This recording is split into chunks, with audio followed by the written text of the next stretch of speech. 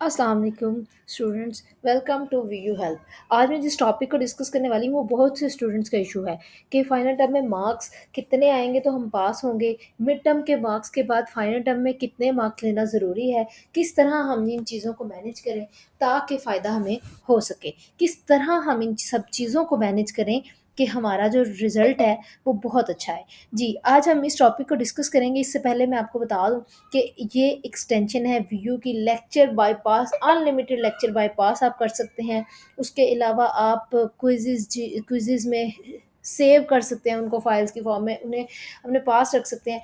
इस एक्सटेंशन का आपको लिंक मिल जाएगा डिस्क्रिप्शन में मौजूद व्हाट्सएप ग्रुप और व्हाट्सएप से मुझसे मेरे व्हाट्सएप नंबर पे मुझसे कांटेक्ट कर सकते हैं। आप हमारे यूट्यूब चैनल को सब्सक्राइब करें, स्क्रीनशॉट के साथ अपनी एक्सटेंशन का लिंक मांगे तो इंशाल्लाह आपको फ्री ऑफ कॉस्ट इसका लिंक दिया जाएगा।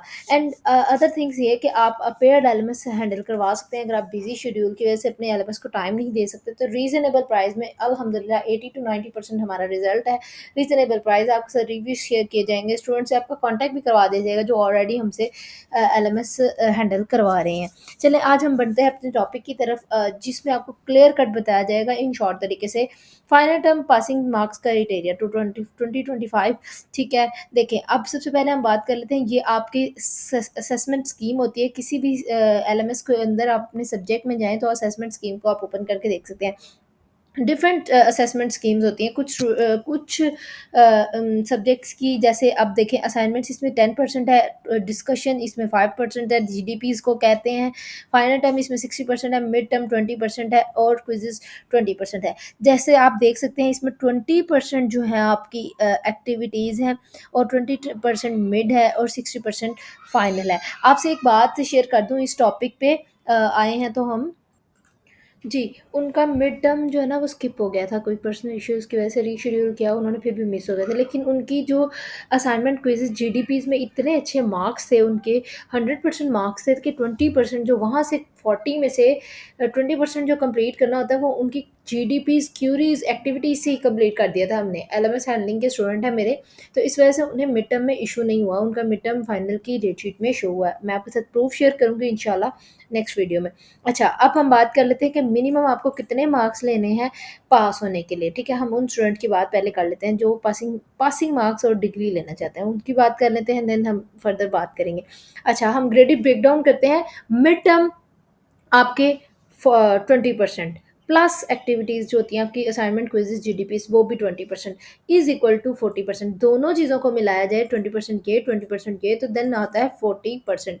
ठीक है, दोनों को मिला के 40% बनती है। ठीक है, अगर आप इसमें दोनों को मिलाने के बाद चलें वो फर्दर बात करते हैं इंशाल्लाह। फाइनल जो रिज़ल्ट की, फाइनल पेपर्स की हम बात करें तो पेपर होता है 60% के, पेपर टोटल 60% होता है सिर्फ फाइनल का। इसलिए फाइनल पे आपकी सब्जेक्ट की जो सीजीपीए और रिज़ल्ट डिपेंड कर रहा होता है। दोनों को मिलाएँ अगर हम तो 60-40 100% 100% हो जाता है।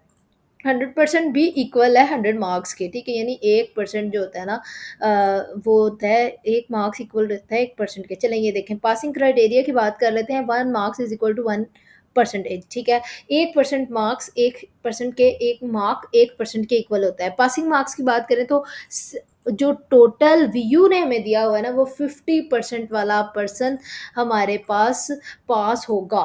ठीक है, मतलब हर सब्जेक्ट को क्लियर करने के लिए 50 मार्क्स लेना ज़रूरी है। ठीक है, टोटल 50 मार्क्स, ये नहीं कि 60 में से 50 मार्क्स। आगे अब मैं फर्दर आपको बताती जाती हूँ कि आपको, अगर आप चाहते हैं कि आप अपनी तैयारी अच्छी सी प्रिपरेशंस कर सकें, अपने सब्जेक्ट की अपना सीजीपीए इम्प्रूव कर सकते हैं, तो मेरी लिंक डिस्क्रिप्शन में मेरी वीडियो का मौजूद है, तो उधर से आप टिप्स ले सकते हैं। आप मेरा लिंक ज्वाइन कर सकते हैं, इंशाल्लाह आपको वहाँ से फाइल्स वगैरह मिल जाएंगी। ठीक है, उसके बाद हम, और अगर आप अपनी क्यूरीज़ हमसे हैंडल करवाते हैं तो फिर इंशाल्लाह उसमें भी आपके मार्क्स 20% अगर आप गेन करते हैं तो आपको बहुत सी हेल्प होगी आगे फर्दर फाइनल सब्जेक्ट्स के लिए। ठीक है, अब जैसे आप 50% में से अगर आपकी क्यूरीज़ के 20% मार्क्स ऐड हो जाते हैं तो फिर जस्ट आपको मिड और फाइनल दोनों मिला के आपको सिर्फ 30% मार्क्स लेने पड़ेंगे। अगर आप कह लें कि आपके 15% मार्क्स भी आ जाते हैं एक्टिविटीज़ क्यूरीज़ में, ठीक है, 20 में से, क्योंकि ये कंप्लीट मार्क्स को ही काउंट किया जा रहा है। एक्टिविटीज़ के। तो फिर अगर आप ऐसे करते हैं तो आपको 35 मार्क्स लेने पड़ेंगे मिड प्लस फाइनल में, तो आपका सब्जेक्ट जो है वो क्लियर हो जाएगा। अच्छा, अब नेक्स्ट हम फर्दर बात कर लेते हैं आपको डिटेल से समझाने के लिए।